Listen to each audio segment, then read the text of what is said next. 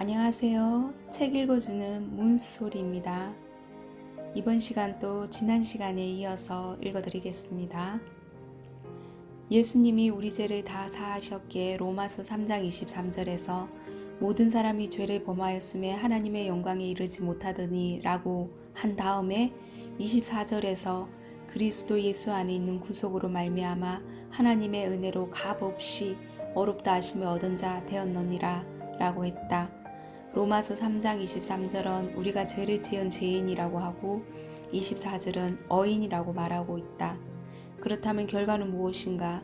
우리가 죄를 지은 것도 사실이고 예수 그리스도의 피가 우리 죄를 다 사한 것도 사실이라면 결과는 우리가 의인이 되어야 한다. 안타깝게도 사탄은 애니야에게 했던 일을 사람들의 마음에 똑같이 하고 있다. 애니야가 중풍병으로 누워있을 때 사탄은 애니야로 하여금 중풍병만 현실로 받아들이게 했다. 예수님이 그를 낫게 하시고 온전케 하신 것을 받아들이지 못하게 해서 애니야는 중풍병으로 누워있을 수밖에 없었다. 그런 애니야에게 베드로가 찾아가서 말했다. 애니야야, 왜 누워있어? 너는 중풍병자가 아니야. 내가 중풍병자처럼 보일지 몰라. 그러나 예수님이 너를 이미 온전케 하셨으니까 일어나면 돼. 일어나, 예수님을 믿어.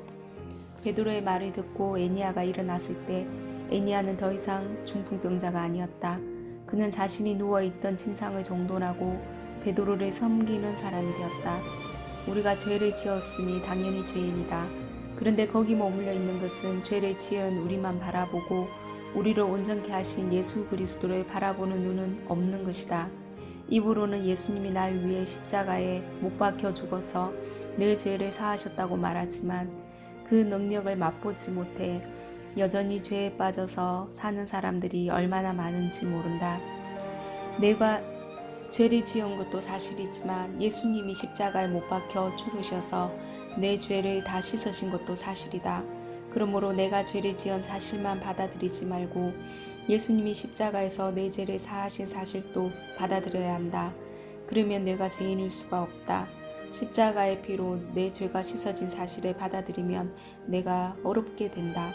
애니야는 자신이 중풍병자가 된 사실만 받아들였다. 예수님이 그를 온전케 하신 사실은 받아들이지 못했다. 그랬기 때문에 애니야는 8년 동안 침상에 누워 고통스럽게 지낼 수밖에 없었다.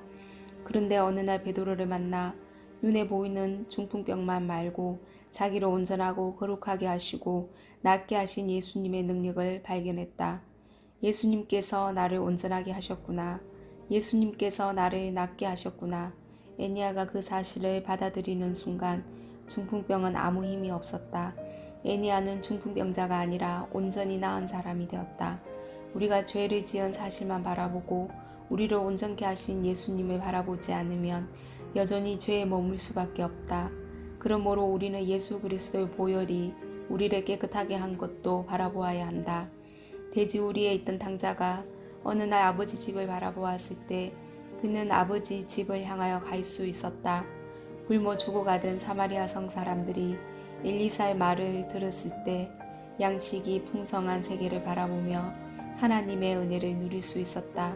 그것처럼 우리가 죄를 짓는 나 자신만 바라보지 말고 나를 온전하게 하시고 거룩하고 깨끗하게 하신 예수 그리스도를 바라보자. 그러면 예수님이 죄를 이기셨기에 우리가 예수님으로 말미암아 어렵다 하심을 얻고 죄에서 벗어나 어려운 삶을 살 수 있다. 네, 감사합니다. 여러분 다음 시간에 뵙겠습니다.